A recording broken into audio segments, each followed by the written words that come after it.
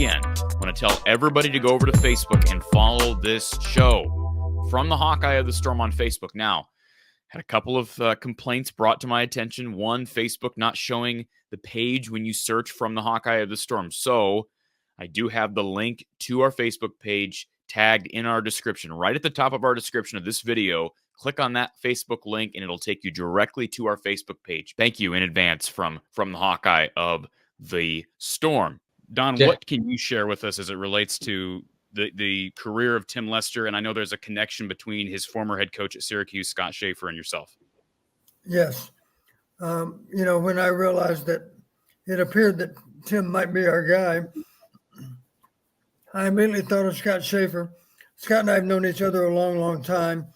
I came within a hair of making him our first defensive coordinator at Western Illinois. I've known him since my last years at Iowa, and I knew him as an outstanding coach. I've said to any number of people, he's one of the best defensive back coaches I've ever known. I would realizing Bill Brazier was retired at that point in time, I told Scott that I felt that he was on par with Bobby Elliott, and Bobby Elliott was one of the best. So he was an outstanding coach even back then. He reminded me that we had won our first game when I was at Western by beating Northern Illinois, his team. And he still was amazed that I had the nerve to call a reverse when the game was on the line from the 5-yard line, but it worked. So sometimes the best calls are unlikely calls. We won't have to get into that, but I've known Scott a long time, outstanding coach. I followed his career when he went to Syracuse, of course. I kept track of him. And I was disappointed when Syracuse eventually let Scott go. I hated to see that. So the first thing I did when I realized Tim was in the mix is call Scott. I talked to him this morning, and I didn't miss any bones about it. I said, I need some kind of confirmation that Tim is a good hire. And he said, I can assure you, he's one of the finest coaches I've ever known. That's why I hired him to begin with, to join us at Syracuse. And he said, here's what your fans don't know. Our last year, when we had a 4-8 season, that last year, we played our fifth-team quarterback for a good percentage of that season because the four that were listed ahead of him on the depth chart all were injured. And he was a walk-on, and we had to play him because somebody's got to take snaps. And if you go back and look at the scores, I said this morning on the air with Pat, I said, Pat, I think if you go back and look, their problems were more on defense than offense. And he did look, and he said, you're right. Even though Tim's record as OC was 5-14, there were any number of games where they scored 21, 28, or 35 points and lost. So the truth is they still moved the ball, even with the 15 quarterback. That sounds vaguely familiar to my story about us moving the ball with the 15 quarterback back in '94. Remind listeners, we had 400 yards plus offense that season, even with the 15 quarterback. It can be done. You need to do a great job of getting the ball to your game breakers. And we had some game breakers, even if we were down to the fifth quarterback. So we didn't have a great season because we were not a great team on defense that year. And a little bit like Syracuse, we still moved the ball, and yet we still lost games at times. So anyway, long story short, Scott was able to verify, great person. He has a wonderful family.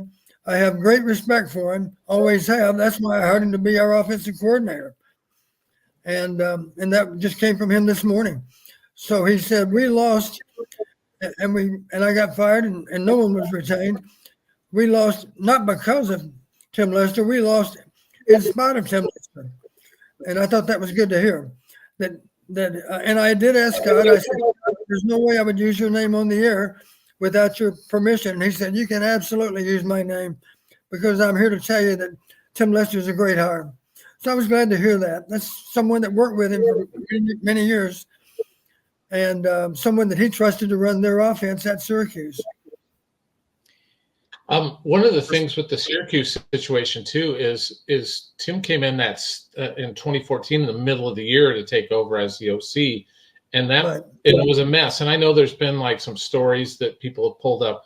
Well, they weren't the cadence or something, or they just, there was no, and I'm like, the explanation was the offensive line was so beat up and bad, and they were just trying to get a snap off, Right. so it wouldn't be, you got to understand the circumstances. And that next year they improved offensively by 10 points per game. So was it great? Probably not. But it was still 25 from 15 is better. I think most people would, given what we saw last year, where Iowa ends up at 15.4. If you get that magical 25 points per game, people are going to be okay with that, I would think. So, and looking at his numbers at Western, it cratered that last year. I think he got hit by a lot of portal guys, lost his best receiver, lost his quarterback, just had a lot of things hit the fan. And then you've got, as Don will tell you, sometimes in college coaching, when they change the boss, that's a troublesome thing for a head coach, because the boss, the new AD that comes in, what do they want to do, Don? Find their own guy. I'm going to put my own stamp on things. ADs have this idea that they make their name by who they hire. So if they didn't hire you, they're trying to figure out a way to get rid of you so they can make a hire. Yep. So that's what happened to him. That's why he got, because the other years, in the COVID year, you throw that one out a little bit. It was all MAC schools and they averaged 41 a game. But those other years, it was 32, 33 points a game when Tim Lester was essentially calling the offense and getting things going. So, there's some positives there. Yeah, it's Western Michigan. We get it. It's a MAC school. It's different than Power 5 football. But I like the fact that he's a quarterback. And Don, you can speak to that more than I can, but I just think a quarterback, it's good to have an OC who's a quarterback and is going to be in that room and knows what they're going to do, because I think quarterback development is one area where Iowa has been lacking the last few years. Yes. I agree.